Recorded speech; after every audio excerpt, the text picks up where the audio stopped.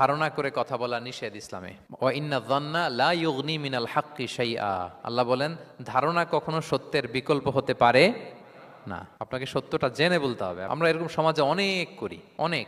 আপনি পাবেন, ধরেন যে আপনাকে আপনার এক বন্ধু দেখলো, রিক্সা দিয়ে যাচ্ছেন, আপনার পাশে এক নারী বসা, তো সে অনেক কিছু খারাপ ধারণা করতে পারে। এরকম হয় না সমাজে? তো এমন হতে পারে যে আপনি আপনার ছোট বোনকে নিয়ে বেরিয়েছেন, হতে পারে না? কিন্তু আপনি তো একটা ধারণা করে ফেললেন অন্য কিছু। বা আপনার ভাগ্নিকে নিয়ে বের হয়েছেন, আপনার খালাকে, আপন খালাকে নিয়ে বেরিয়েছেন কোনো কাজে, ডাক্তারের কাছে, বা কিছু একটা হতে পারে। কিন্তু তাকে দেখেই আমি এদিক সেদিক বলতে আরম্ভ করলাম যে ওকে তো দেখছি এরকম এরকম এরকম। আছে না নাই? আমাদের সমাজে আমি দেখেছি যে কারো যদি ঠোঁট কালো হয়, তো মানুষ ধারণা করে নেয় লোকটা মনে হয় সিগারেট খায়। কিন্তু সিগারেট সেবন করা ছাড়াও কারো ঠোঁট কালো হতে পারে কি পারে না বলেন?